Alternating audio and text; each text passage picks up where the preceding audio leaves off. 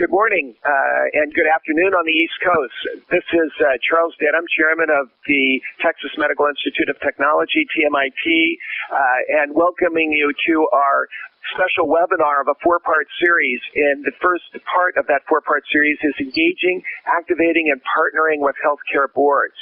We'd like to thank all of the participants who have joined us, and we have a terrific lineup today, so move very quickly through the webinar.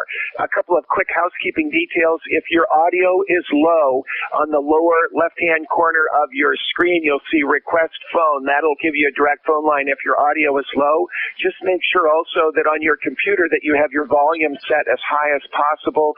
We have significant traffic on these webinars, and sometimes with very high volume, we run into that. I am on slide 4. Those folks that do not have slides may go to safetyleaders.org, www.safetyleaders.org, and up in the upper right-hand menu panel of the landing page for safetyleaders.org, you'll see the High Performance Quality Improvement webinar series, and if you click on the link there in that menu, you'll be able to access the page, which is slide number 5 for those that do have the slides, and this slide number 5 will allow you an opportunity within 2 or 3 business days. We'll have a transcript, audio recording, and all of the slides, including the resources that we discuss, will be available at the same web page. We know that a number of the folks from the quality improvement organizations and the ERSD network may not be available today,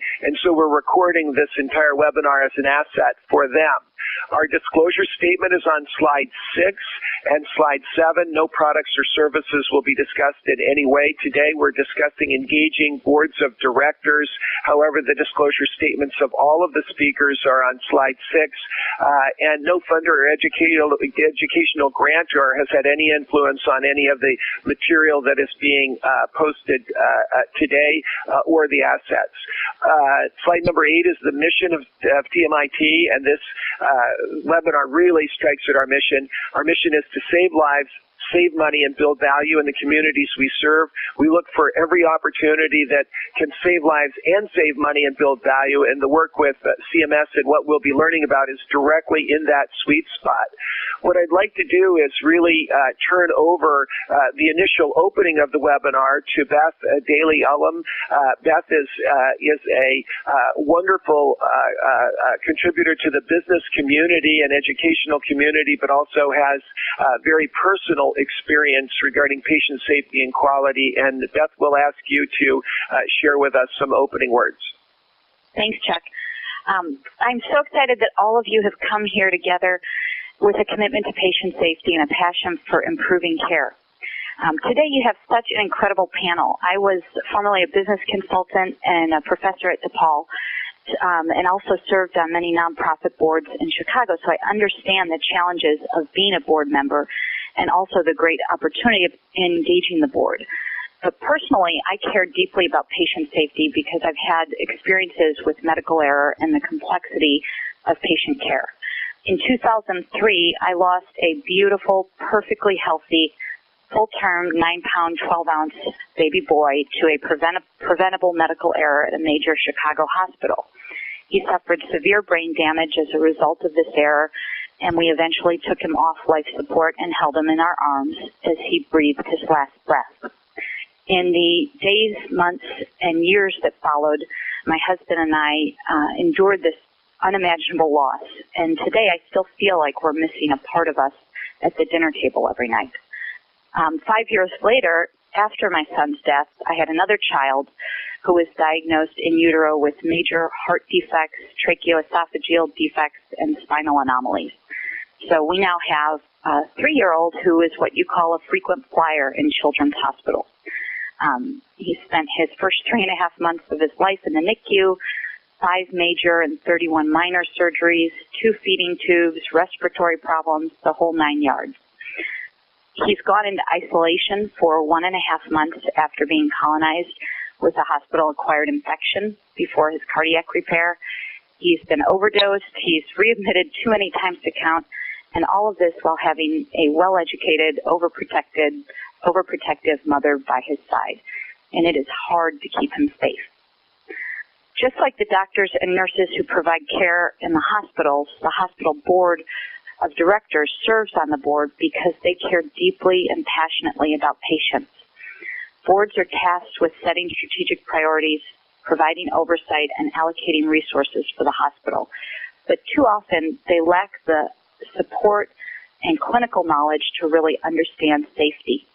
And it's challenging for boards to translate their passion and commitment into actions of how to assess and improve patient safety. I'm hopeful that in your capacity, in your daily work, you can continue to lead hospitals and boards to see that behind the statistics and policies of each hospital are patients, like my Michael or my Mac. Michael, whose death you could prevent, or children like my Mac, whose care could be safer in so many ways. Thank you for being here today and in your work for helping the boards understand and embrace the change that you and we all want to see for patients. Thank you, Chuck. Thank you very much, Beth. Thank you so much. And Beth will be a reactor to what we hear today. So I'm on slide 10, and I have the first lineup of our speaker panelists, Joe McCann, Dr. Paul McGann, Jean Moody-Williams, and Tom VanderWaal. I'd like to turn the mic over to Joe McCann. Joe is the senior advisor to the administrator of the Centers for Medicare and Medicaid, but important in his background is that Joe was also instrumental and an inspirational leader at the Institute for Healthcare Improvement, and many of us have worked for many years with Joe as a social entrepreneur, having huge impact across the country, and now in a very powerful position to help our nation's healthcare. Joe? Well, thank you very much, Chuck. I really appreciate the opportunity to be here with you and with everyone who's on the line, and appreciate the efforts that you and your colleagues have gone to host this conversation. I have to say thank you too, Beth, for those opening remarks. You know, in the midst of our sort of crazy days and running around in some ways to get work done, we need to be reminded of why we do this work, and of stories like yours, which are heartbreaking and terribly troubling, and yet something that we know we can avoid in improving the system. I can tell you that from the standpoint of the administrator here at CMS, Don Berwick, my boss and longtime mentor, that our focus and our vision going forward is to make sure that we accomplish three things in the healthcare system and in the country in the months and years to come. First, that we provide the highest quality care possible, safe care, timely care, effective care, efficient care, care that's patient-centered, but that we also tend to the health of the population and upstream determinants of health, and tend to the costs of care, and which are currently unsustainable and create lots of burdens across our society. With that as kind of a general framing or a general compass for our work, we know that we have a great deal of work to do in this area of improving care and improving quality. We know specifically that we've made strides in the last decade or so in improving patient safety, and in reducing hospital readmissions, which are a function of the chaos and discoordination in care, the fragmentation of care, and our forms of harm that we know we can avoid. We have both of those areas right in our sights right now as major targets for improvement as we move into the months ahead. And I expect that we'll be increasing our ambition in those areas, working across the public and private sector to make sure we engage as many stakeholders as possible in both creating an environment that's conducive to change, that creates incentives for change, but also helping providers in the painstaking work of moving from point A to point B, actually figuring out how we create systems that are reliable, that are human-proof in some ways, that protect ourselves from our own fallibility and allow us to deliver care that's the right care to each and every patient each and every time. we know that when we think about improving quality and improving safety in particular, that there is nothing to replace the role of leadership and engaged governance bodies.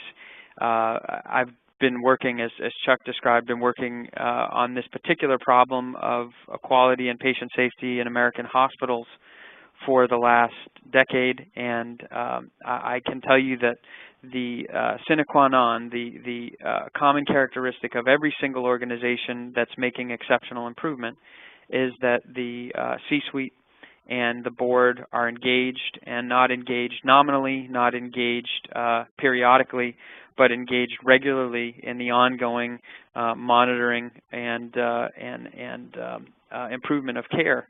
And this involves active engagement on a regular basis. This involves getting out to where care is delivered, and this involves regular removal of barriers to progress, understanding that exhortation or measurement alone aren't enough, but that we really need to work with providers of care to understand what makes it so difficult to provide care reliably and safely, and again, create situations where we can avoid that happening. With respect to board engagement, we've spent a lot of time in the last several years trying to understand what it takes to really engage governing boards and leadership. And I think, you know, consistently what we find is that we have to enact a shift in expectations. We have to move from a focus almost exclusively on fiscal responsibility to, or financial responsibility, to a focus on the mission of the organization, the healthcare outcomes, and empower boards in some sense to take responsibility for that, to feel like it's an appropriate part of their responsibility. That starts, in my opinion, with hearing the voice of the patient, with making sure that stories like Beth's are known, and known in detail, to the leadership of organizations. It includes making sure that the problem is understood thoroughly, and that the origins of the problem and the solutions to the problem, which is a systems problem, problems and processes versus individual provider problems, is a crucial philosophical position that successful boards need to take. It involves helping boards understand that they, in fact, typically have terrific sets of skills that can be drawn upon themselves, skills from business experience or other sectors that are very, very relevant to providing high-quality services of any kind. And I think ultimately it involves understanding the opportunity that's associated with improving care. Our job here, in part, is to create, again, those incentives that allow organizations to be healthy financially while also improving the quality of care. But we also just need to make apparent the opportunity that's created for an organization in any market that can demonstrate that its quality is appreciably better than others. So I'll just say that I'm delighted that this forum is being created. I'm disappointed that my own time here with you all is a bit limited today, but I look forward to listening into as much of the discussion as I can, and know that we'll learn a lot together as we go forward. So thank you again, Chuck. Thank you again, Beth, and thank you to the other panelists as well. Joe, I know that you may have a tight deadline and not be able to participate in the Q&A, so I will ask one quick question, and that is that we all are aware from the meeting in December with the quality improvement organizations and the ESRD networks that there was real emphasis put on hospital-acquired conditions and readmissions. And in conversations with you in preparation for this webinar and potentially a deeper dive series on governance and leadership, there are a lot of challenges for folks that haven't worked with boards before to even know how to approach them. But is it fair to say that that you all believe that it is a common pathway and an important pathway, and that there may be doors that may be opened and incentives in the long-term future for leaders to be more engaged? Yeah, without question. I think that's a big part of our responsibility here is to, again, create an environment where we draw attention to the importance of quality and safety. We help make it easier for leadership to to make improvements and become active in those areas. And I think that, likewise, the QIO and ESRD community, we owe it to our colleagues in each of these organizations to make sure that we're providing tools, providing perspectives, and again, providing incentives for boards and executives and others to become involved. It's no longer enough for us to create isolated examples of success in one unit here or one facility there.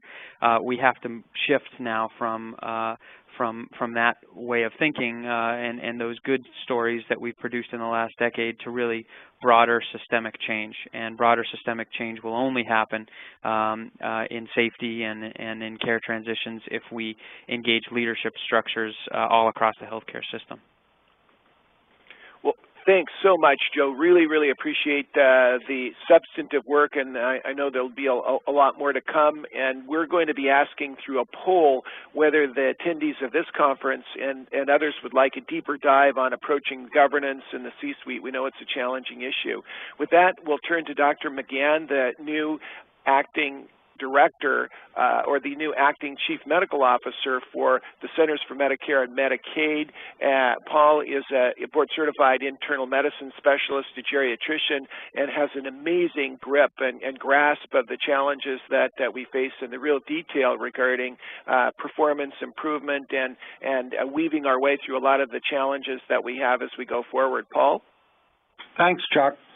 And thanks to everyone who's joined us today. We really appreciate the turnout and the interest and enthusiasm that everyone's showing, both on the panel and also in the QIO community. I've got just a very brief message for you today. It has 4 points in it, and my 4 points are that leadership is critical for our success. It's necessary but not a sufficient condition for our success, but it is critical. That now is the time to do this work that we're talking about now and build on the enthusiasm from QualityNet. That it's critical for all of us everywhere, both at CMS and in the QIO community, to work to connect the silos of care that still exist in the healthcare system today. And the final message really is that the pillar of our work remains measurement. I think the QIO program initially was built on measurement. The 9th scope of work went into a different direction of what I would call meticulous measurement and maybe even excessive oversight. And we're in a new world now with Don Berwick as our leader, and I think we have an opportunity to shift and to create more flexibility and agileness in what we do. But the pillar of measurement remains the pillar of what we're doing, and I think we all have to embrace that. So just to go back for just a minute on each of these, the leadership dimension that's critical for our success, I think where this comes from is sort of in the early years of our program where technical assistance was really the dominant mode of our contracting and our contract tasks, is really being updated now as we move into our next contract cycle. And I think what we're going to see is a lot more emphasis on networked improvement and innovative new partnerships that will allow us to rise to the challenge Joe McCann just outlined of taking a few nursing homes here and a few hospitals there up to systemic improvement of widespread impact across the entire country. And the only way that's going to happen is if we engage leadership. And I think that's why we're starting off these series with engaging, activating, and partnering with hospital boards, because unless we do that, we can do all the technical assistance in the world, and we know from our previous results that it's not going to spread to every hospital in the country.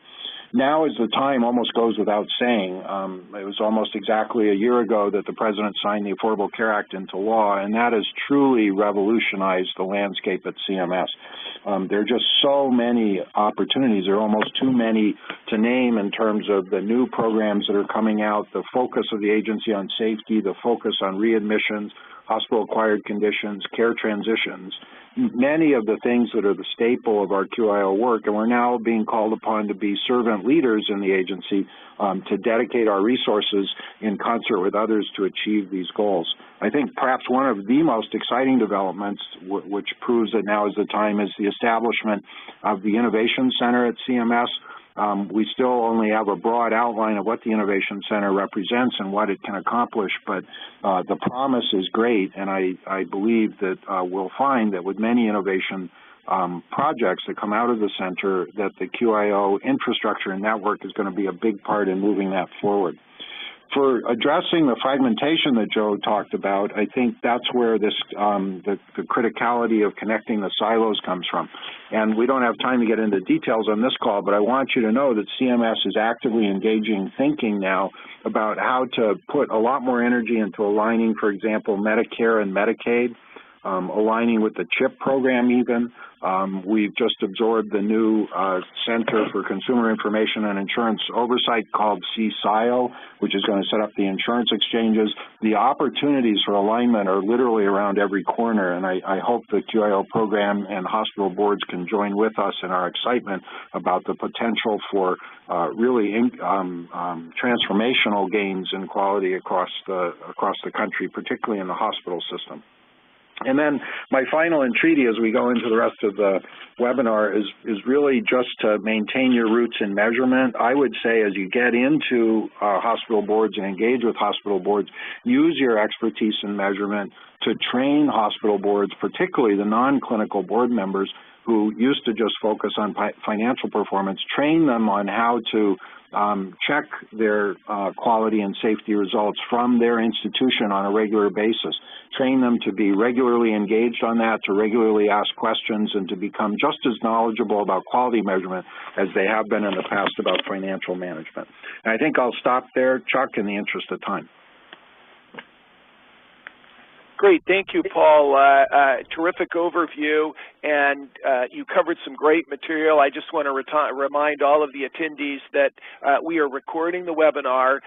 We'll be tying the slides that will be upcoming with the webinar, but we'll have a word searchable transcript to go back to as well. I'd like to turn now to Jean Moody-Williams, who I understand from many folks at CMS is a tireless worker and an incredible colleague to work with, and she is going to provide her message and an update for the Quality Improvement Organizations, the ESRD networks, and our broader quality improvement audience.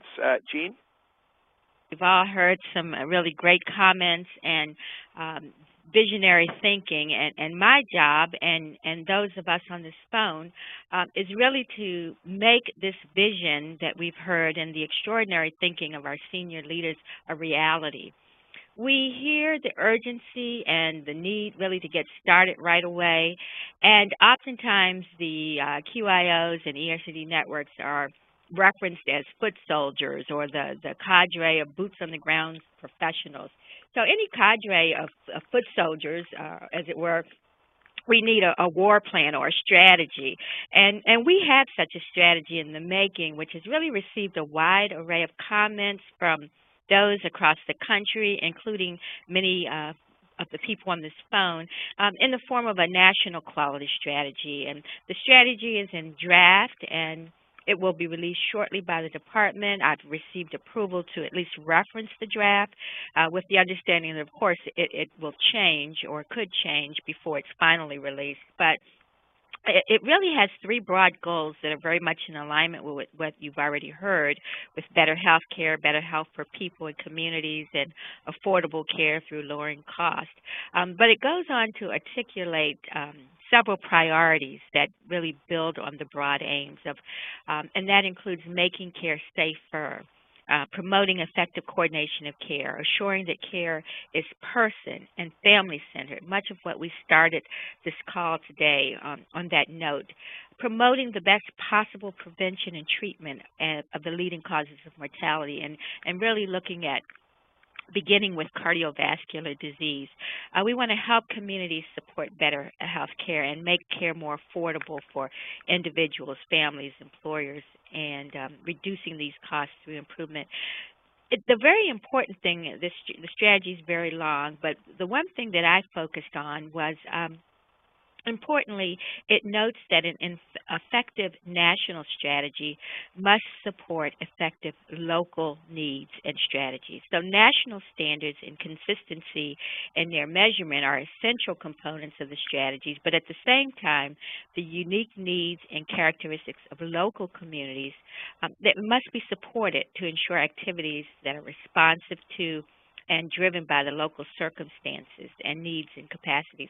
So the patients, the communities, the providers, and the local leaders really hold many of the solutions and ideas needed to achieve these bold goals that we've been referencing today. The QIOs, the ESRD networks, and any other the quality improvement entities that may be on this call can really serve an essential role in helping us to achieve these goals. And very specifically, there's some things that I think that we will do together. And the first being helping to secure those commitments, particularly from those leaders in the boardroom, hospital leaders, patient leaders in the community, all of the leaders that will come together. These quality improvement entities can help secure those commitments for moving forward. We can serve as conveners, organizers, motivators. We serve as change agents that provide a call to action through outreach and education and social marketing. You're really viewed as trusted partners in improvement in the communities. You're trusted by the beneficiaries, the healthcare providers, the practitioners, and the stakeholders, so that puts you in a unique position to be able to get into those boardrooms and offer assistance. As was already mentioned, you have the ability to achieve measurable quality improvement targets to help with data collection, analysis, education, and monitoring improvement. And certainly being able to exchange information and disseminating and spreading those best practices that work. And all of these things are going to be very essential to achieving and moving forward with the work that we have in front of us. We have many tools that will help integrate and facilitate these roles that I just mentioned, including obviously our contractual avenues through statements of work, through national campaigns, demonstration, pilots. And I believe you will begin to see all of these efforts, these concerted efforts across the department come together and in some ways will engage you and your expertise in many of these different avenues or drivers. And this series of webcasts will serve as the first of many in providing you the tools you will need to get this work done. So I really look forward to your leadership and to working alongside you on this journey as we move forward. Thanks, Chuck. Thanks very much, Jean. Really appreciate your input there. My job now is really just to set up Tom VanderWaal, who is our governance expert at TMIT, and I'm addressing the high-performance boardroom. All of the things that Joe and Dr. McCann and Jean addressed, they focus on the criticality and the urgency, but the challenge for many folks is they have no idea how to approach governance boards. Quite frequently, they wouldn't even know them in the elevator of a hospital or a healthcare organization. And so this is a daunting challenge that we all face. Slide number 15, I kind of address a graphic we use all the time, addressing the governance board, typically made up of folks that are not clinical, who really historically have focused on clinical or financial issues. But we have quality committee board chairs. This is a relationship between the chairman of the board of a high-performing organization is critical. And then the key players in a healthcare organization, be it a hospital, an outpatient clinic, or healthcare facility, are the chief risk officer, nursing officers, chief operating officers, CFOs and COOs, as well as the chief quality officers. And every organization is different. However, there's some real common denominators barriers to being able to approach them, especially at this time of urgency.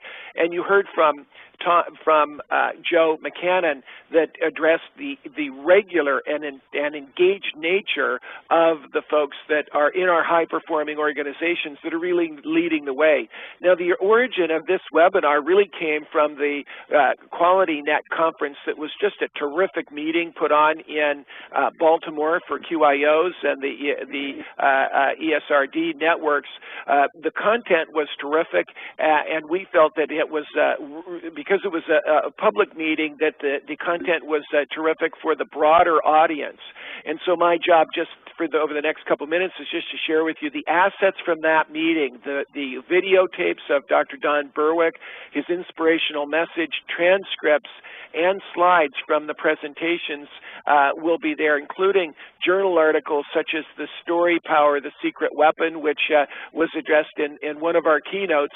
And we addressed the issue using the metaphor of the elephant and the fact that, you know, our conscious mind functions on data, numbers, and is kind of like the rider of an elephant. But the elephant is our emotion, our passion, our joy, our fear, our dread. And board members are really subject to patient stories and really can be motivated and moved to action. And yet we sit today in healthcare where the chains that have bound us for and we used this in the keynote at the meeting, at the Quality Net meeting, that the chains of habit are too light to be felt until they're too heavy to break. And yet, we have been conditioned, often like the elephant, baby elephant is conditioned by chains that tie them to a stake, and an elephant never forgets. They feel that they can't move it even when they're much greater. So there's an incredible power that can be unleashed in our boards through the passion, the stories, and the data. And so this metaphor used by Heath and Heath is in that videotape. Now, that 3-day conference was videotaped. It's available streaming video and assets, including the transcripts, but also the 4th day, which was a separate day that was also hosted by CMS, was a day on transitions in care. And we'll know more and more that the readmissions to hospital are absolutely critical. Dr. Steve Jinksif, formerly of CMS, undertook the study that revealed that 2/3 of patients admitted with an internal medicine diagnosis, 2/3 of Medicare beneficiaries, are either dead or readmitted within a year, posing huge cost and huge suffering and loss of life. And we know in the recent studies in December of this year by the OIG and the follow-up in the New England Journal of Medicine and soon to be released an article in Health Affairs, that the harm that is generated through system failures, not bad people, but bad systems, is incredible. So this entire day of the leaders in readmissions has now been produced. It's on safetyleaders.org and available for download, including the slides, the videos, and the transcripts. So in order to set up Tom VanderWaal to be able to really share with us some very specific and tactical focus areas to work on as we engage boards, perhaps for the very first time. We found at TMIT over 25 years that as a technology accelerator, we started with technology. We believed that that was the best way that we were going to be able to save lives, save money, and build value in the community. But we found that we were hitting a wall at a certain point, and by embracing practices, and that's how we got involved in the National Quality Forum Safe Practices, that between the technologies that enable best practices and the best practices themselves, huge impact can be had, not only in our innovators and early adopters, but in the mainstream part of the market. But what we really found, and in the last decade, we've really focused on the triad or the sweet spot of leadership, because it really, high performance and dramatic change really occurs with the leadership. And if you go back to the metaphor of a rider, an elephant in the path for change, that it really are the engaged leaders at the top that we engage both with data and numbers, but also engage their hearts through patient stories and stories like Beth's, and the fact that they are responsible. 85% of our hospitals are nonprofit. They really are representing the owners of those hospitals, which are the committee. We found that the sweet spot of high performance care is at the intersection between leadership, practices, and technologies, where all of those are critically important. The article on slide 22 by Ashish Jha, one of my colleagues at Harvard, was a study of 1,000 hospitals and an interview of board chairs of 1,000 hospitals. The top 10% was oversampled. The bottom 10% was oversampled in order to really get a good picture. And I think one of the quotes in our documentary, Chasing Zero, which was released to all of the attendees of the meeting in December and available by streaming video over our website, the documentary that we produced for the Discovery Channel, one of the most powerful quotes was from Dr. Jha, which was, "Not one of the board chairmen in the bottom 10% of quality in America today, the worst hospitals in quality, not one of those board chairs thought that they were below average, and the majority thought that they were above average." And I think that we believe that is an honest issue of awareness of their performance, because they're so focused on quality and they see the good stories but maybe not the bad stories. The National Quality Forum Safe Practices for Better Healthcare has started in 2003. I had the honor of being appointed the co-chair with Dr. Greg Meyer from Massachusetts General Hospital to be co-chairs of the maintenance and update. And we updated the set of safe practices in 2006, released in 07, 09, and 2010. And this set of practices are 34 practices organized by 7 functional chapters. However, across the board, and the Leapfrog Group, who I also helped co-chair with reference to the safe practices, showed that the most heavily weighted area of importance was leadership, structures, and systems and culture. So this, the first chapter of these safe practices is held to be of greatest importance by the Fortune 500, greatest importance of our leaders in quality improvement, greatest of importance to groups like Blue Cross Blue Shield and others that are really championing high-performance care. And so you actually have a roadmap that is an endorsed set of standards that has gone through the rigorous National Quality Forum requirements of consensus standards, has been endorsed repeatedly and updated repeatedly. The 2010 version, however, the 06, 07, 09, and 2010 all address the same areas of leadership, structures, and systems, are focused on actually the board of directors and the C-suite. Now, many don't know that, and many of the QIO leaders do not know it. I'm just setting up Tom VanderWaal, who dig into specifics, but I want to draw your attention to this report, which actually addresses very specific requirements of governance boards and the senior administrative leaders. But the governance boards rarely know that they are actually specifically cited in this safe practice regarding regularly and thoroughly being briefed, that they should be briefed regarding culture measurement, risk management, and performance improvement. And this is often not understood. Also in that safe practice that has very, very specific charges for the board, that the senior management and governance boards need to have briefings regarding risks, hazards, and progress towards improvement. Well, now if you combine the focus on hospital-acquired conditions, the HACs, and readmissions, and the intensified focus that we're going to see in the months to come, it becomes a very, very clear picture for QIOs and quality improvement teams that you have a roadmap and some specifics to tie your discussions to, not general discussions with boards, but specifics. And just as a reminder, the latest version of this report can be downloaded from the National Quality Forum, and we've put that in the slide deck so that you have a place to go back to if you don't have a copy of this report. 34 safe practices, and they also address the hospital-acquired infections, which are a major area of harm. Fully 200,000 or more preventable deaths a year in our U.S. hospitals, and 100,000, almost 100,000 are these infections. Just another summary point is that we've been focusing on building impact calculators, and we have Dr. Steve Swinson, one of our terrific leaders of one of our terrific organizations, the Mayo Clinic, to comment a little bit later as part of this Greenlight initiative focused on developing impact calculators that can deliver the ROI and provide organizations at the C-suite with the financial picture or financial story regarding those issues. And finally, the Hospital Leaders Toolbox is just being released, which is the 53-minute movie that was given to all of the attendees in the meeting in Baltimore with the QIOs and the ESRD network participants, but our national audience of our national research test bed. And this toolbox will be deployed to all U.S. hospitals and is now available available on the website for download.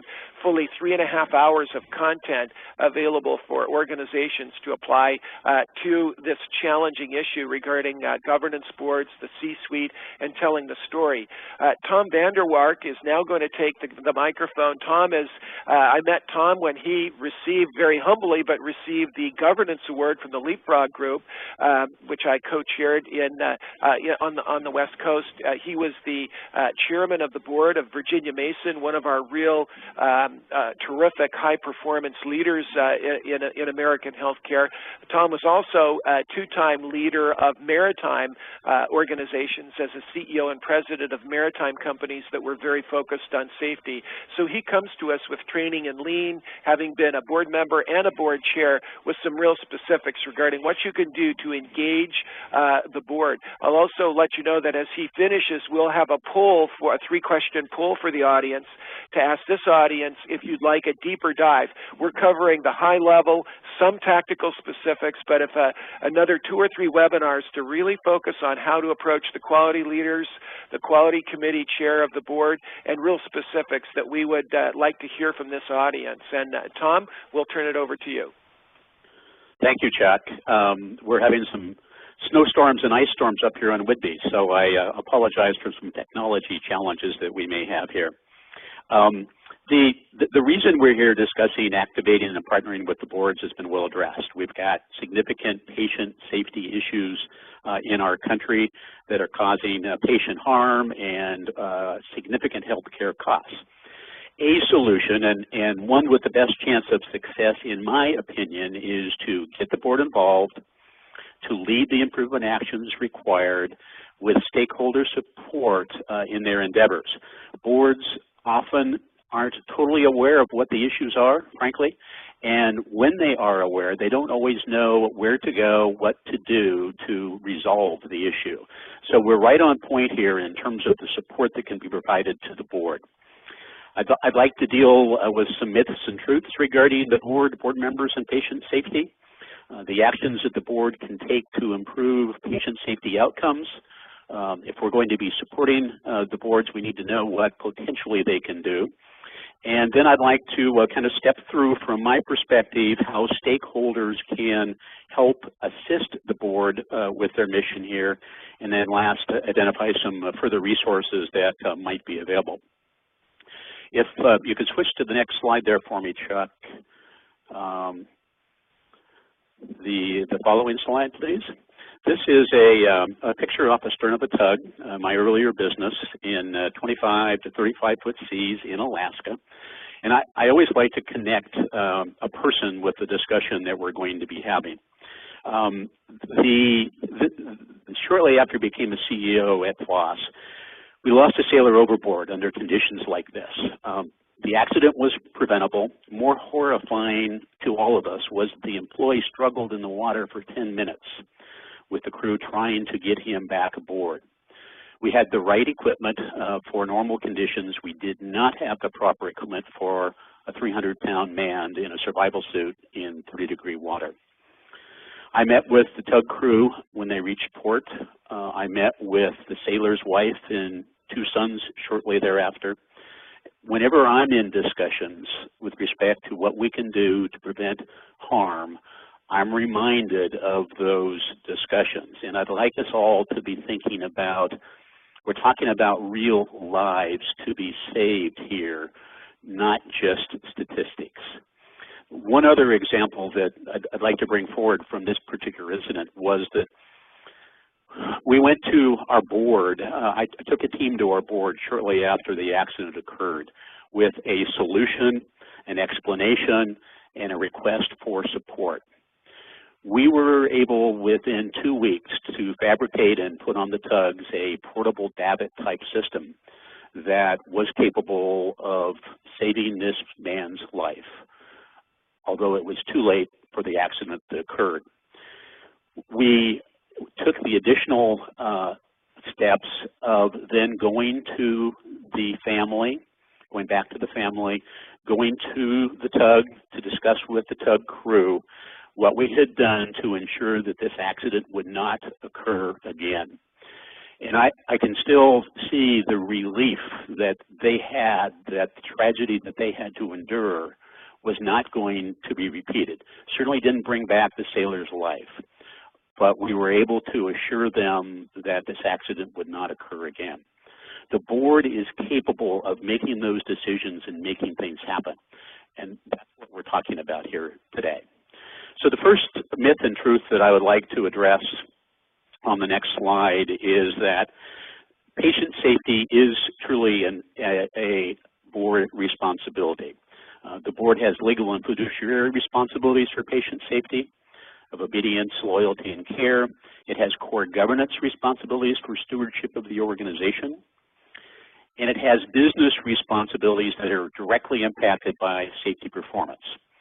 Patients are now shopping in terms of where they want to take their care based upon safety and quality. Employees want to be associated with a great company, a good, safe work environment. And increasingly, we're being able to demonstrate that great safety performance pays, satisfactory costs, and poor safety performance puts the reputation at risk. I think we have more work to do in that arena, but there is building recognition that safety is a significant business responsibility in addition to what I think is the largest responsibility that we have as board members, and that's the moral and ethical responsibilities for patient safety. Once we put a face on the data of the statistics that the boardroom sees on a day in and day out basis, that's what really motivates board members. Second truth on the next slide is the board has the means to improve patient safety. We have a power to make a difference when we exert it, in that we establish the mission, vision, and strategies of the organization, or should. We set safety goals and objectives. We evaluate and determine the future of the CEO. And we can direct a focus upon specific healthcare conditions if we know about them. Secondly, we control the resources to fund patient safety initiatives or not. And perhaps most importantly, we influence or convince others of safety importance. The organization is watching the board, and the board needs to be seen that they are walking the talk with respect to safety. A quick story. We, as a board, had developed a strategic plan at Virginia Mason, a vision to be the quality leader. Critical strategy was transparency. We thought we had done a great job in communicating this throughout the organization. We experienced the tragic preventable death of Mary McClinton, which many of you are aware of. As a board chair at the time, I spoke to all of our employees about the board's commitment to patient safety, the need for open discussion of errors, learning from others, and was surprisingly advised, the board was advised shortly thereafter that it was a transformational event. They had seen the board signature on documentation and memos and so forth, but this was the first time that they had seen the board step up and talk to them about the board's commitment to a safe environment of care and to patient safety. We have a patient safety alert system in place that was producing about 100 alerts a month prior to Mary's death. Within 2 months after Mary's passing, the board stepping up, senior leadership stepping up, being transparent about what happened, we had 350 patient safety alerts a month. Great data to learn from in terms of improving. Chuck, I might ask you, if you would, to comment a bit upon the impression that a board can make. You were able to see the video that was produced of that particular meeting. If you comment about that, I think that would provide some perspective in terms of the power of the board, even though we may not know that the power is there. Thank you, Tom. Watching the video from Virginia Mason and many other stories that were captured in video, or stories that really appeal to the heart when you put a face on the patients that are harmed, and then hear the care providers and the quality leaders express how transformational that can be when they know that the board is engaged, is just really powerful. And that was a very powerful story. And I think one thing that this audience on the webinar can do is, by using stories and the content that Tom just shared with you and what's in the NQF Safe Practice, open the eyes of boards for two things. One is they've got a lot bigger responsibility than financial, and many of them don't know it. They're completely unaware. And by coupling that with stories like this can really be transformational. We've seen it over and over again in our 3,100 hospital test bed, Tom. Yeah, I agree. Thank you, Chuck. I'd like to deal with a couple of other myths and truths with respect to the board. A myth: the board's primary responsibility is to raise money. The truth is board governance trumped philanthropy quite some time ago, and most boards are really focused upon their governance role. Secondly, I've never seen my board, and therefore I assume they're always out playing golf. Unfortunately, you may not see your board, and I think that's an issue that as boards and as senior leadership we need to deal with. But boards put in a lot of hours in terms of board members put in a lot of hours on board meetings and committees, and I think we need to do a better job of educating the organization about that. Probably the biggest myth is boards don't care about patient safety. I truly believe that most do, but not all know what actions to take. And this is very important to the rest of our discussion, is boards just need some help in terms of what to do about safety in general and safety issues specifically. And when we help them with that, they are going to be a very powerful influence on improving patient safety in general and attacking issues like hacks and readmissions. Board members who are not clinicians have little to offer. Board members see things through a different lens, and my view is they have a lot to offer even though they're not clinicians. Board members are just interested in the numbers. I think we show the board too many statistics, and we need to put a face on the data. Last, board members live in their own world and are really not approachable. I would submit, being a board member, that most board members are just like all of us. They can be hesitant to get outside their comfort zone. But when asked, they love it. They love to get out and see what's going on within the organization. So to actively partner with a board, if you'd move to the next slide there, need to know what actions the board can take to improve patient safety or specific safety issues. And I would submit that the most important first step for a board to take is to lead by example, and to very openly change the way it conducts its business. Most prevalent current state, the most current state is the traditional boardroom, where individual board members meet with the CEO, use long-established governance practices, perhaps carryovers from the philanthropy days. Future state, let's call it the safety-focused boardroom, italicized, needs to obviously include members of the board and the CEO, but needs to have patient safety stakeholders embraced as a part of the patient safety team. We need patients and patient families to be heard by the board. Best practices, story at the board. Best practice round into the care organizations as a board member to see how our patients are being taken care of and how we are doing in terms of safety.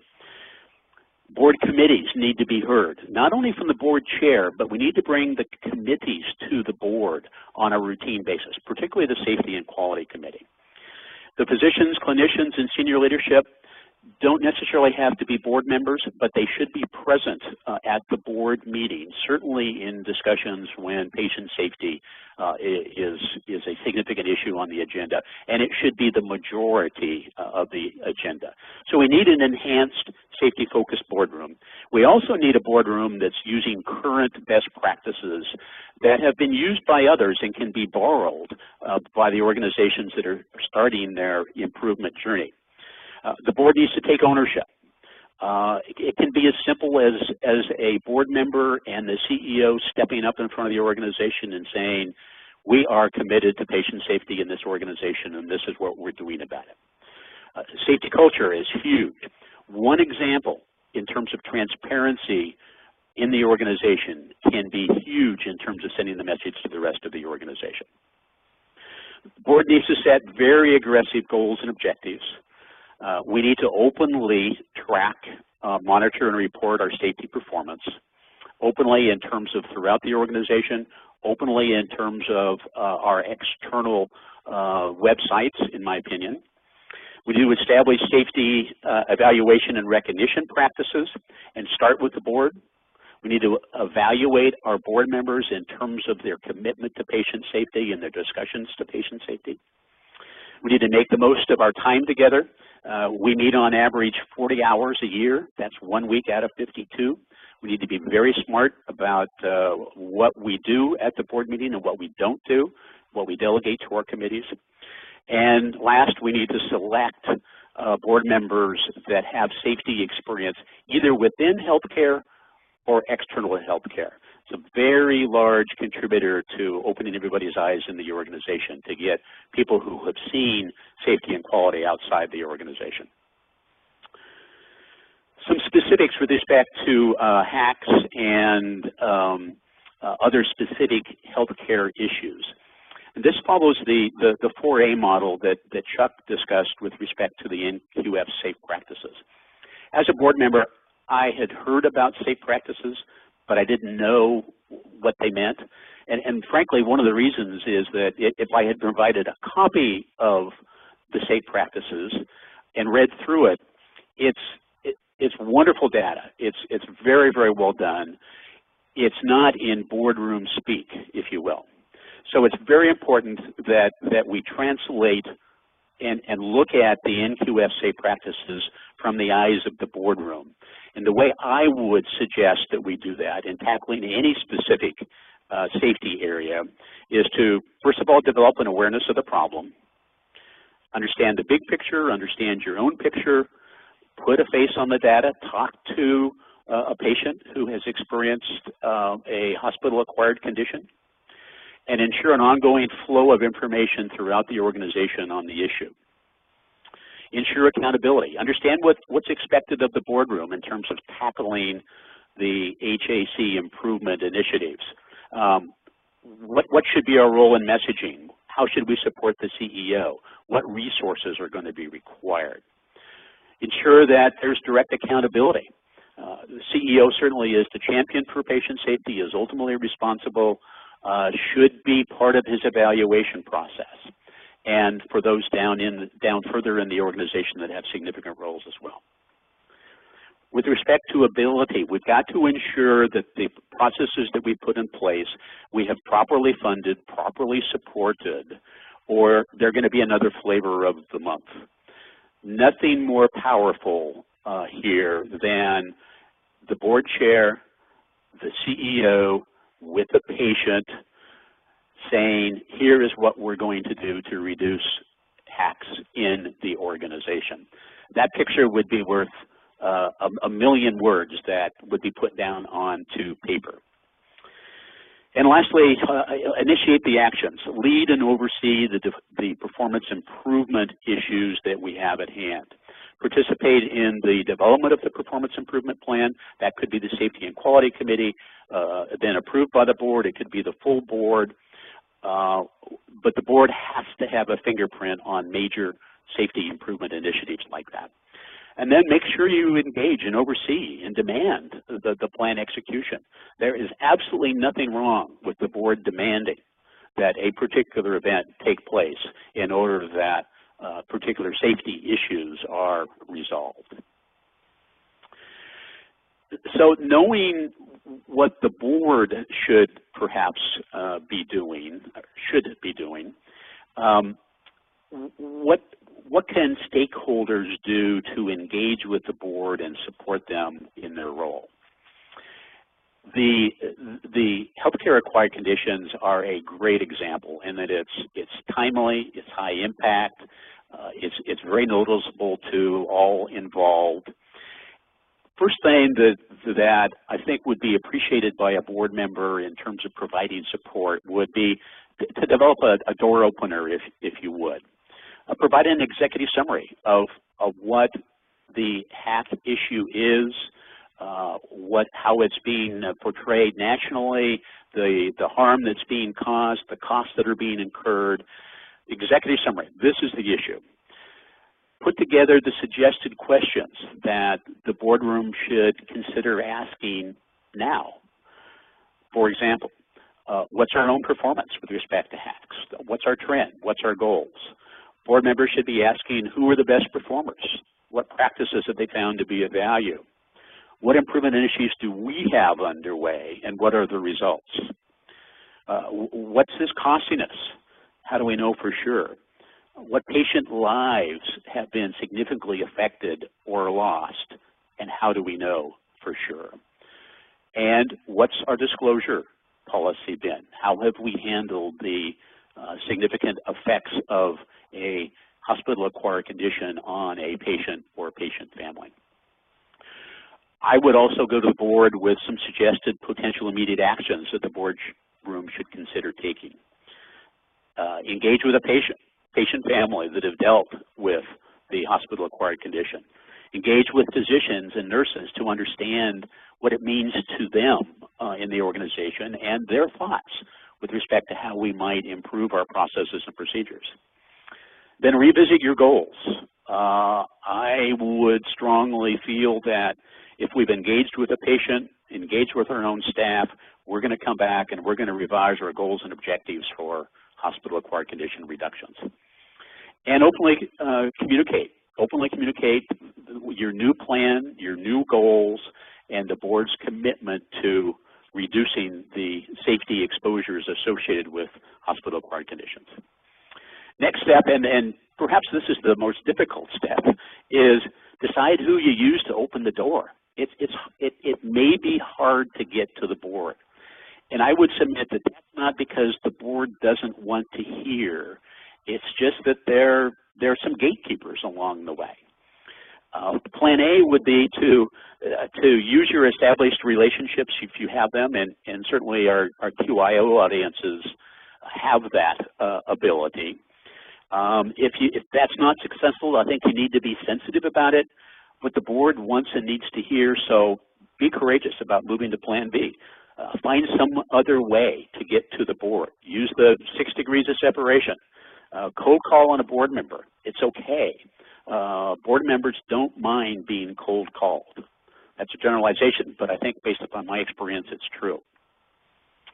The next part of what stakeholders can do is how do you engage the board when you're in the boardroom? And I don't mean this to sound like an inner sanctum, but there are some things that will be very, very helpful when you're in the boardroom discussing the issues at hand. Forward the materials in advance and assume the boardroom's read them. Consider that pictures are worth 1,000 words and stories are really priceless. If you can bring along someone with you who has had a hospital-acquired condition and can describe the effects of those, board members really pay attention. Use an 80-20 discussion presentation format. Consider that your audience primarily is not composed of clinicians. Encourage questions, stimulate dialogue. Some boards are not really good at engaging in discussion, so helping to pull that along I think is very, very important. And then offer potential follow-up, both materials and discussions that might be helpful to the organization. So these are steps that if I were a board member and was approached would be very helpful to me in carrying back to the organization to have the board, Safety and Quality Committee consider these with respect to how we approach our safety improvement processes. So I'm going to turn it back to Chuck. But I'd like to remind us all that lives are being lost daily, certainly harmed as well. Boards are capable of making the changes that we need. And I argue that the boards are really the only piece of the organization that can truly make the difference. And stakeholders can play a significant role here. Again, the board doesn't always know the degree of concern with respect to a specific condition and doesn't always understand what can be done about it. So the more help that we can provide in that regard, the more lives we're going to save. Great. Thank you so much, Tom. And we just want to let the audience know that in a 90-minute webinar, even though we will take a portion of our typical Q&A session to really have a wonderful reactor panel, that you're just really getting a sampler of the opportunity that one has. We know that it is very challenging and really daunting to try to figure out how do you approach a board that you don't even know. And so we have a poll that has just appeared in the lower right-hand corner of your screen. And of this audience of more than 300 lines, which typically we expect 3 to 4 people per line, we'd like to have you respond to a poll to give us some insights as to whether a deeper dive series of 2 or 3 webinars specifically around the boards, engaging the board and the C-suite, the CEO and because they're really a team, as Tom always teaches us.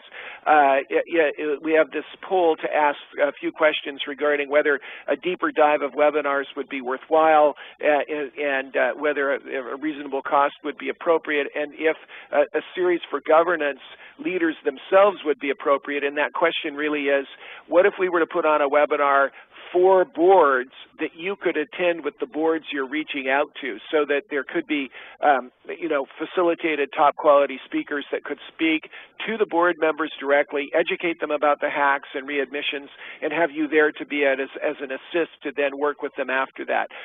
Resources available to you, safetyleaders.org, where the slides are also has, and we've put the links here. The entire conference ultimately will be up. The entire 3 days video streaming as well as transcripts will be up. Right now we've got Dr. Berwick's speech, and there'll be a number of speeches in the keynotes from the meeting in December that addressed a lot of these leadership challenges, engaging patients and families, and some of the other issues will be on the website, and follow the link. Also, this 4th day that we had in Baltimore, working directly with all of the top leaders that really were an incredible array of speakers throughout an entire 8-hour day. We have all of that video and the transcripts and the slide decks for them regarding readmissions, which we know, the thumbnail is readmissions represent 1 in 6 hospital beds occupied today, but they consume 60% of the hospital's resources. So readmissions are a wonderful opportunity to save lives and save money. And then the care boards issue, we're launching a program called Care Boards. Tom is the leader. We'll have other great leaders on this with this program, putting together best practices for board leaders and methodologies that would allow them to participate. So this slide really is to just make available to you the resources. The next slide, slide 42, addresses care boards. It just has a brief narrative on this website describing what we envision building as we move forward in 2011 and 2012. The next slide, 43, addresses the Hospital Leaders Toolbox. And as you can tell, Tom is a very good communicator of very practical information. There's a videotape of approximately 30 minutes that Mr. Dick Allen, who's one of our reactors, contributed to, as well as Dr. Steve Swinson, who's also a reactor, have both been involved in this. Steve is actually one of the characters in the story that we developed with Dennis Quaid in the Chasing Zero movie, 53-minute movie. And on this website, also streaming from by video, are the video clips of more than 2.5 hours of content that address a broad array of topical areas. What I'd like to do now is turn to our reactor group, and this is a wonderful group. You've already met Beth Ullum. However, Jennifer Lundblad will go first. We'll ask her to react to what she's heard as a CEO of a QIO. Mr. Dick Allen, then, one of our greatest entrepreneurs in America in healthcare, was a founder of Pyxis, which we all are familiar with in healthcare, but also, and probably more importantly to me in my community, a great board member of one of our local hospital, the Hoag Hospital, Hoag Presbyterian in Newport Beach, as well as a former board chair. He has worn multiple hats, but all as a real champion for quality, but as a entrepreneur, as a chairman of the board, and as a board member of a independent hospital. And then Dr. Steve Swenson, the quality leader for the Mayo Clinic of all 22 hospitals, an absolutely terrific leader and pathfinder in the area of quality and safety with one of our greatest organizations. And then Beth Ullum, who we've also already introduced. So with that, Jennifer, would you please react first to what you're hearing and give us your insights as a QIO CEO? Thank you so much, Chuck, for the opportunity to, just for a brief time, react to what we've heard today on behalf of the QIOs and the ESRD networks. You know, as I think about what we've just heard over the past hour or so, I'm really struck by the benefit of, and maybe even the wisdom of, the QIO and ESRD network infrastructure. We are local organizations focused on national quality and safety priorities, so we have the local relationships with hospitals and health systems that really go beyond any given QIO or ESRD network contract. They really transcend because we are embedded in our local community. So if you add that to the fact that the QIO work has really evolved in recent years to include focus on leadership, on safety culture, on teamwork, we're really poised as QIOs and the ESRD networks to be leading action in this whole arena of helping boards to become high performing as it relates to quality and safety. I want to tell you about a couple of things that we've done here in Minnesota as Stratus Health, and then reflect on some of the challenges that I think Tom so aptly pointed out in his overview. We've done a couple of things here. First, our hospital association regularly hosts their annual trustee conference, and we are on that agenda on a regular basis. And that gives us the opportunity to engage with hospital trustees and board members in kind of a group forum or session that we have found, and we think the hospital trustees have found to be enormously helpful. In addition, we, for a number of years at Stratus Health, have initiated a meeting anytime there's a new hospital CEO in our state. We bring a team, myself and a team of our leaders, to meet with the new CEO and his or her leaders to introduce Stratus Health, introduce our work as a QIO and other things that we're doing, and make sure we're engaging at that leadership level. Well, that recently has evolved to also include the opportunity to be in front of some of our hospital boards here in Minnesota, where we can talk not only about kind of data and measurement, as Paul articulated, that's one of the pillars of what we do as the QIO, but also about helping them to have a process and system understanding about quality, something that Joe referred to. And then maybe most importantly and newest in our work is that we're really trying to help those boards to have that patient voice around patient engagement and the power of stories. It's really why Beth started us out on today's call, and what Tom alluded to as well. So we've had some good experiences, but we think we're kind of just getting going in this realm of engaging boards and trustees around quality and safety.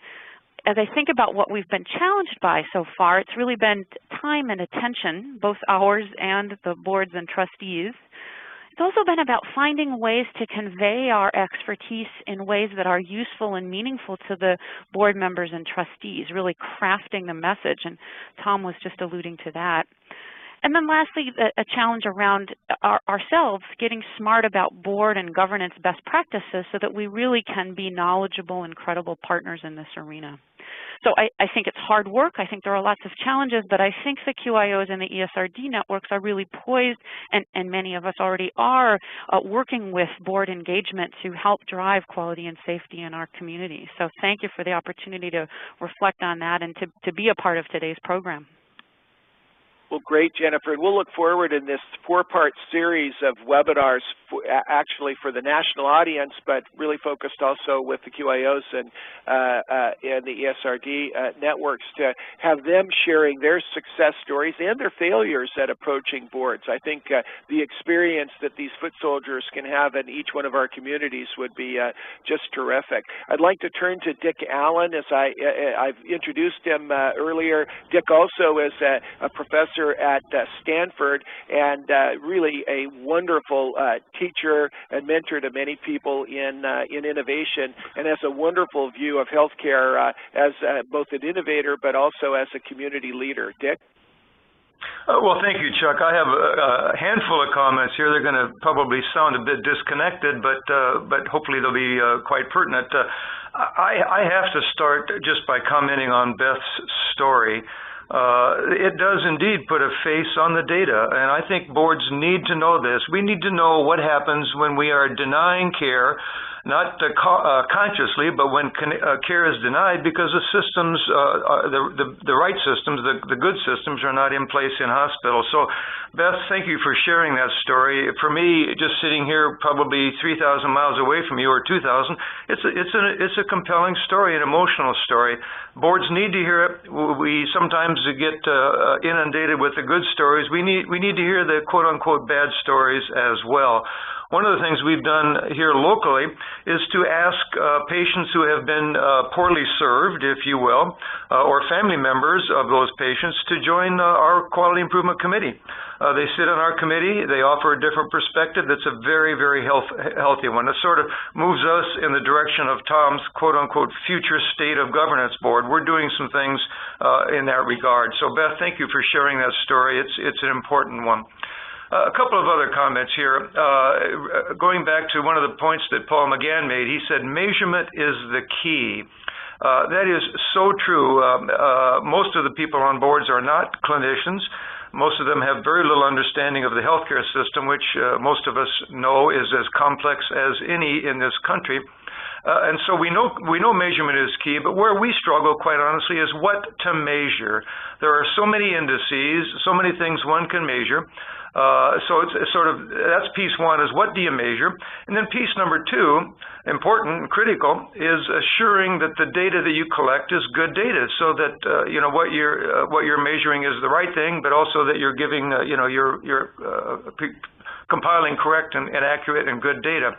And most of us understand that in hospitals today, the IT systems that are in place were designed to, for the most part, aggregate accounting data or billing data or administrative data, not clinical data. So we find we end up using sort of data that's collected for a different purpose, but trying to somehow transition it to being clinical data. We've got to get away from that and have data that's designed, or IT systems that are designed to deliver good quality clinical data that we can really use. And then one other comment I want to make before I get to a handful of comments on Tom's slides, and this was just a comment that Jean Moody-Williams made about spreading best practices. I heartily endorse that. I tell you, it just feels so often that we are reinventing the wheel. And it shouldn't have to be that way. I mean, I know what we're doing, what we are trying to do, what we want to do has to be done in a very robust and laudable way in other hospitals around this country. So we could really use some help in spreading best practices so that we don't have to reinvent the wheel every time. And then let me turn just to a couple comments about what Tom had to say. Tom, thank you for your comments. Very, very helpful. I particularly like your slides on actions that boards can take. It's very, very helpful because what they do is they give boards a roadmap for getting started, and I have to emphasize getting started, but getting started on this journey for improved care and for improved patient safety. I guess in some respects this is not rocket science, but healthcare is a complex environment, and it's new to many board members.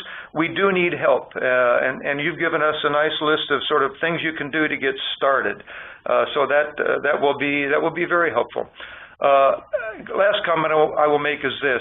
I think for the most part, board members have the will, they just don't understand the way. And Tom, you said it in a slightly different way, but it comes out the same. Your point is that boards don't always know what the issues are, and if they do, they don't often know what actions to take, what to do. The will is there. We need the way. We could really use some help, and I applaud you for putting this webinar on. I think it's a very helpful start in the right direction. So thank you, Chuck. Well, thank you very much, Dick, and we want to thank you also for your contribution to the Ground Zero video, which really is a 30-minute call to action for boards. We'd like to draw the attention of folks to the website and to the Toolbox. Dick was a contributor to that as with a board member's eyes to this call to action. Sue Sheridan and Mr. Steve Rell were both make a call to action, very much like Beth did, that is specific to boards to get them to consider using the Chasing Zero video in a board retreat to open the conversations. I'd like to turn to Steve Swenson, Dr. Steve Swenson. Dr. Swenson has been the chairman of radiology at the Mayo Clinic in Rochester, Minnesota. He has a master's degree in medical management, but more, I think that he is probably one of the best examples of a servant leader that any of us know. He comes to us at this webinar as somebody who is also a board member of a hospital, as well as being a quality leader, as well as being a now fresh board member of Jennifer's QIO. So, Steve, you're wearing all the hats. Steve? Chuck, thanks. You're too kind.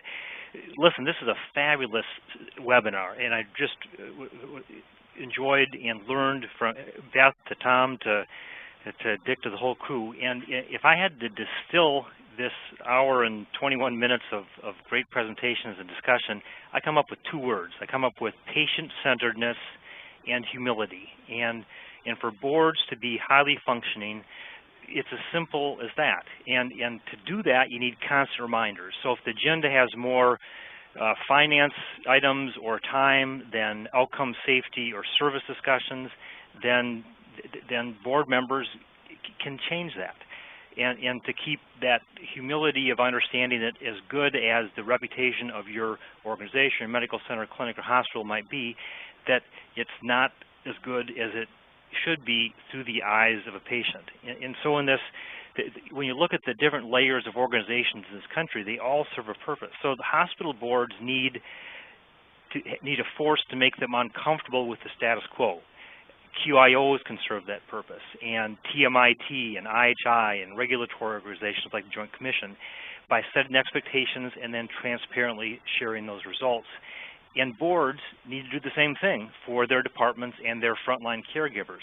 Make those department leaders and caregivers, first of all, congratulate them, applaud them, but make them uncomfortable by setting expectations that are above where they're at, no matter how good they are, and then transparently sharing those results through this cascade of leadership from national organizations, QIOs, boards, departments, frontline caregivers. And so in a sentence, setting expectations and transparently sharing those results produces the mindfulness that keeps us patient-centered and humble, and those are the two basic ingredients for patient-centered care.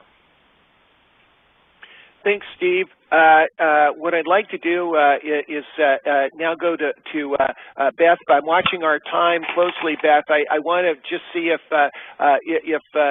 Joe or Dr. McCann or Jean might want to just chime in any way before they have to leave, before we open up our Q&A and go to Beth. Do you all have any questions or comments or suggestions or recommendations? Well, Chuck, it's Paul here, and I do, your timing is impeccable because I'm heading off to my next meeting right now. My finger was over the button when you said that. So I'll just chime in that I think it's a fabulous webinar. It's one of the best that I've ever attended. Really very, very well done, very high quality input and great thinkers. I'd encourage and reach out to the QIO community to join with CMS in a bit of culture change. And imagine, you know, I've been looking through these NQF safe practices during the call, particularly safe practice 1 and 3, and it just strikes me, Chuck, that, you know, this is the type of thing that lends itself to just coupling it on to the last 6 months of the current contract, getting out there. Every QIO in the country is already engaged with hospitals. Many of them have done some of this work already, but it strikes me, Chuck, that without any formality or bureaucracy or contract modification and under the scope of the current contract, many of the ideas we've talked about in this webinar today can actually begin to take shape even in the 9th current statement of work. So I'd really encourage people to be innovative about this and to take this seriously because it can have proven effects, and I think every speaker has emphasized the urgency of this. Every day that we delay, more and more patients are harmed. So even if they're small steps, I think we can start taking them now, and I think with the new contract that's coming out in August, we're really going to be able to get up to full speed here very, very quickly. Well, and I know you need to go, Paul, but if we got a number of folks on this call and also from the QIOs and ESRD folks across the country that they wanted a deeper dive webinar on the boards and on the C-suite and really focusing on the quality chair of the board and best practices in the board, do you think that the CMS leadership, as more detail evolves about the challenges in value-based purchasing, et cetera, would want to participate with us?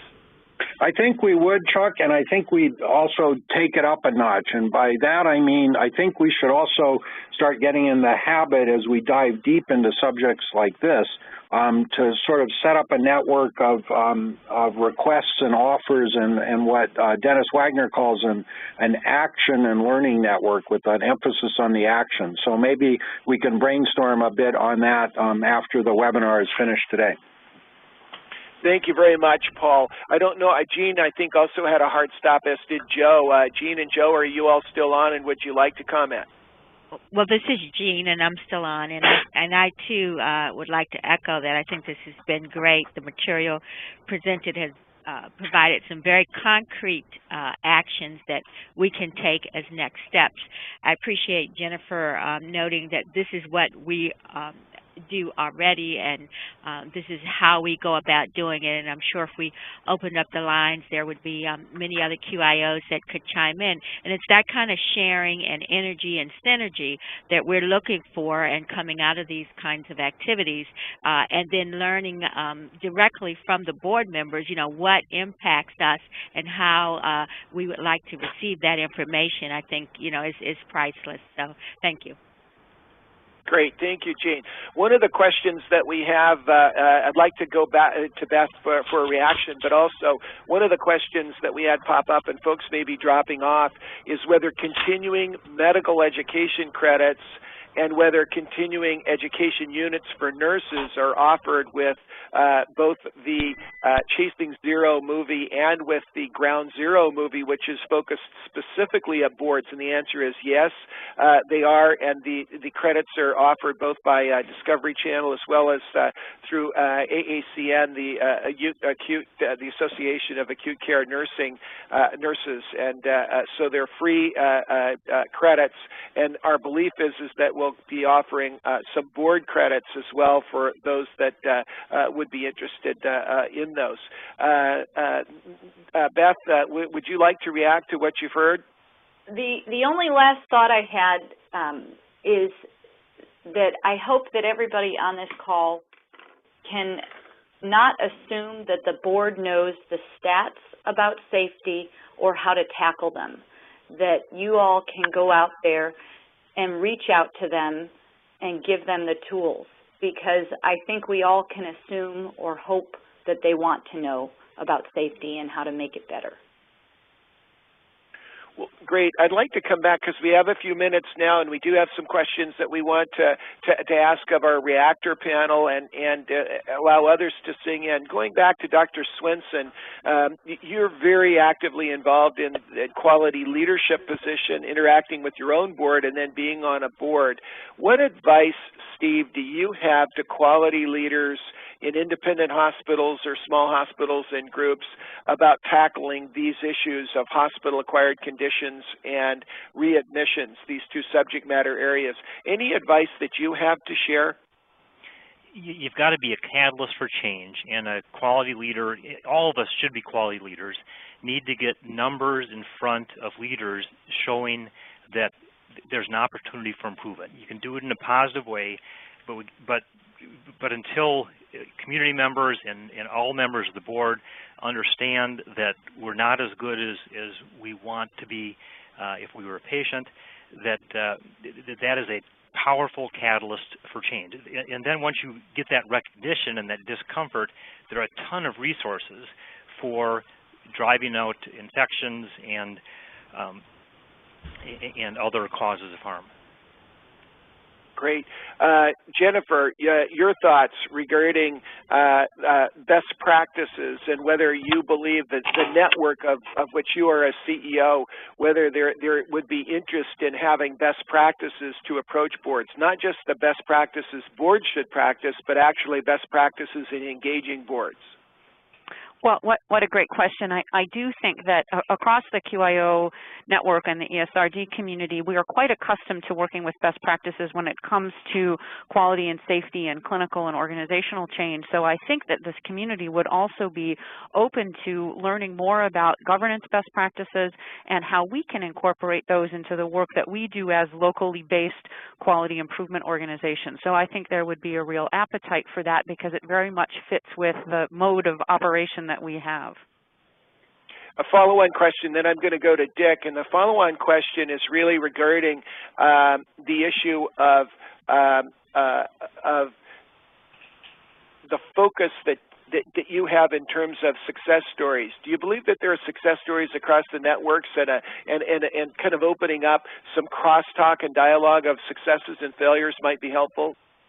Absolutely, Chuck. I'm a picture guy, if you will, not a word guy, and I think sometimes in trying to understand and learn more about best practices, I would love to see the appropriate people at our hospital or other hospitals, go to, if you will, go to the Mayo Clinic if they're doing the best work in the country on a particular, clinical issue, or go to, you name it, the Cleveland Clinic, wherever it might be, and visit and understand and see and talk with the people that are really delivering great care in a particular clinical arena. That would be real instructive. As I say, pictures are worth 1,000 words, and that's a good example where it might be applicable.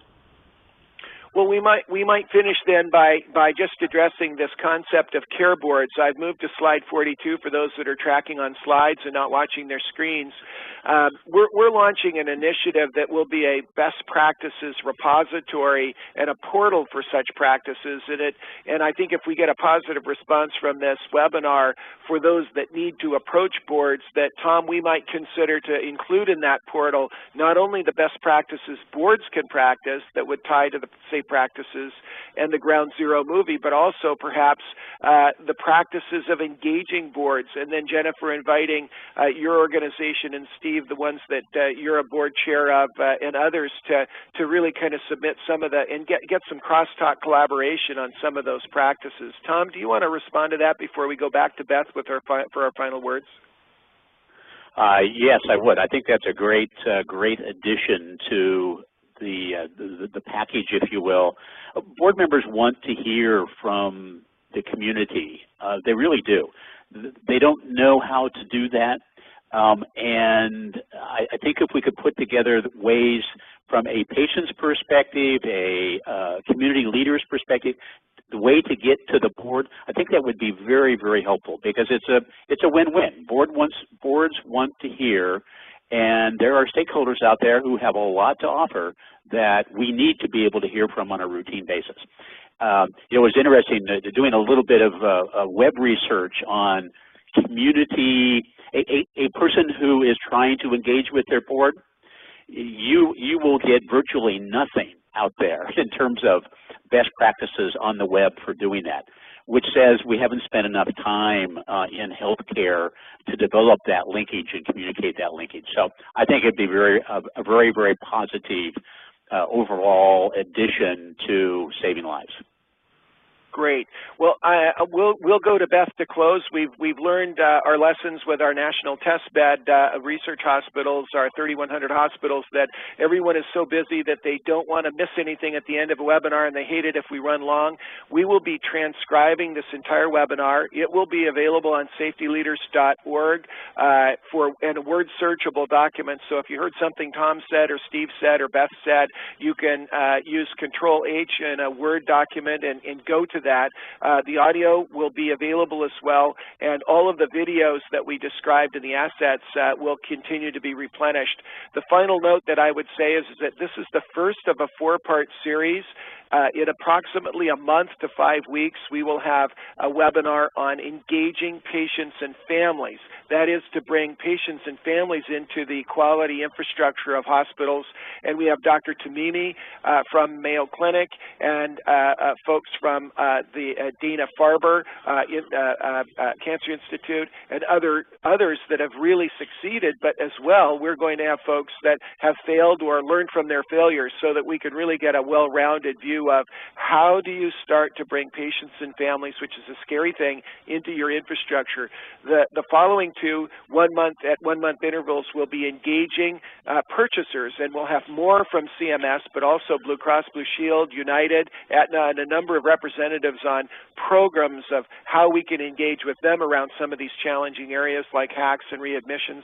And then the final one will be engaging with supplier companies. It's fraught with conflict of interest, and we're always anxious about it, but they now have so much information about how we perform that if we don't take advantage of it, we're missing an opportunity to save lives. And so there's a way to do that and some best practices to do that. Beth, I'm at 5 minutes over time.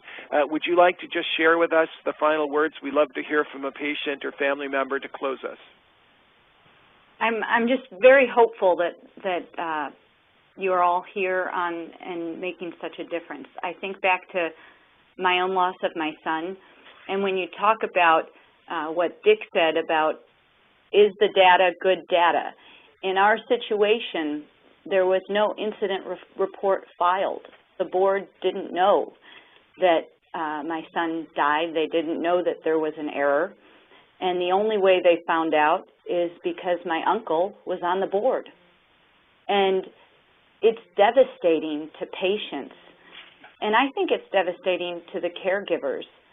If things aren't being reported accurately, if people don't have a sense that there's been a real effort to honor that loss and find a good solution.